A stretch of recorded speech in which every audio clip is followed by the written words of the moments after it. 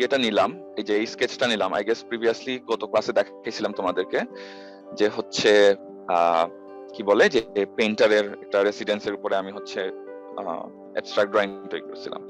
So এটা তোমরা আগেই দেখছো, এবং এই জিনিসটা বেসিক্যালি আগে অনেক ভাবে আঁকা হয়েছে, আইডিয়া জেনারেট করা হয়েছে যে কিভাবে করা যায়, দেন ফাইনালি এরকম একটা লেভেলের জিনিসটাকে তৈরি করা হয়েছে, সো দ্যাট জিনিসটা লেয়ারিং গুলা দেখানো যায়। এবং এখন আমাদের যে জায়গাগুলো ফোকাস আনতে হবে, যে ড্রয়িংটা তো এখন খুবই কি বলবো জাস্ট একটা লাইন ড্রয়িং, দেখতেছি মানুষ আছে, একই মানুষ 4 ভাবে 4 রকম অ্যাক্টিভিটি করতেছে। সো অ্যাবস্ট্রাক্ট ড্রয়িং এ যেটা এখানে বোঝানো হয়েছিল, আগে বলছিলাম যে পেইন্টারের ব্যাপারটাকে আমাকে এখানে আনতে হবে। সাইটে একটা গাছ আছে, এটাকে সেলিব্রেট করার জন্য যে আইডিয়াটা, এটাকে আমাকে এটাকে প্রেজেন্ট করতে হবে। ইউজার যে স্পেস গুলা ইউজ করতেছে, ডিফারেন্ট যে এখানে ফাংশনস গুলা, সেগুলাকে আমাকে আইডেন্টিফাই করতে হবে এবং এটাকে তুলে ধরতে হবে, ঠিক আছে? সো এই ধরনের কিছু অ্যাবস্ট্রাক্ট ড্রয়িং যখন করব, এই জিনিসগুলো আমাদেরকে মাথায় আনতে হবে। এখন তোমরা জিজ্ঞেস করতে পারো যে অ্যাবস্ট্রাক্ট ড্রয়িং আসলে কতটুকু কি ডিটেইল করা যেতে পারে। এটা অ্যাবস্ট্রাক্ট ড্রয়িং এ অনেক টাইপের ড্রয়িং আছে, আসলে অনেক টাইপের। আমি নিজে কয়েকটা করছি, সেগুলো তোমাদেরকে এক্সাম্পল হিসেবে দেখাবো। আর অলরেডি কম্পোজিট ড্রয়িং লিখে সার্চ মারলে তোমরা দেখবা যে অনেক টাইপের ড্রয়িং পাবা, কম্পোজিট অ্যাবস্ট্রাক্ট ড্রয়িং বললে, আর্কিটেকচারাল, ঠিক আছে? সো এটা যেটা ছিল, এটা মোর কনসেপচুয়াল, ইটস নট নাথিং যে এখানে আমি প্ল্যান, ওই প্রজেক্টটা কিন্তু এখানে আমি প্ল্যান দিতেছি না, আঁকতেছি না, দেখলে বোঝা যাবে। সেকশনে করতেছি, সিঁড়ি দেখা যাচ্ছে পেছনে, এবং স্পেস গুলা, ফাংশন গুলা যে ডিফারেন্ট লেয়ারে আছে, এটা বুঝাচ্ছি, তার অ্যাক্টিভিটি বুঝাচ্ছি, আর সাইটের মেইন একটা জিনিসটাকে, ফ্রেমটাকে নিব। এখন ফ্রেমটাকে বেসিক্যালি আমার আঁকতে হবে। আচ্ছা, এটা শুরু করি।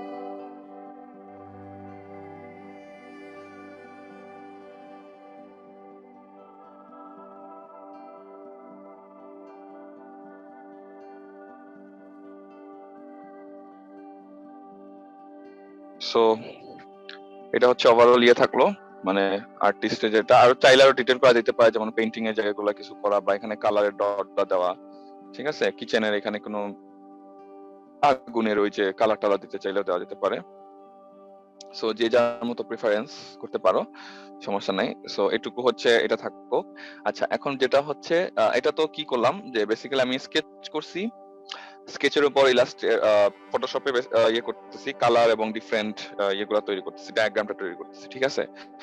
সো যেমন ধরো এই ড্রয়িংটা দেখে কি মনে হচ্ছে যে আমি যে সেকশনাল লাইনগুলা নিয়ে বেসিক্যালি কাজ করছি, হ্যাঁ, যে লাইনগুলো দেখা যাচ্ছে একটা প্রজেক্টের, এন্ড হচ্ছে মাঝের এই জায়গাটাকে বেসিক্যালি ফোকাস দিয়ে তৈরি করা হয়েছে, ডিজাইনের একটা এরিয়াকে দেখানো হয়েছে। সো একটা যখন এরকম অ্যাবস্ট্রাক্ট ড্রয়িং করব, তখন আমি বলি যদি সাম আপ করি এই ড্রয়িং এর কি কি দেখানোর চেষ্টা করা হয়েছে, যে ডিফারেন্ট সেকশন গুলা নিয়ে ফাংশনাল স্পেস গুলাকে দেখানোর চেষ্টা করা হয়েছে, যে কত কি ধরনের কি ফাংশন এবং তার সাথে ইউজারের ইন্টারাকশনটা কি, মানে ওই স্পেস গুলার ইউজটা কি।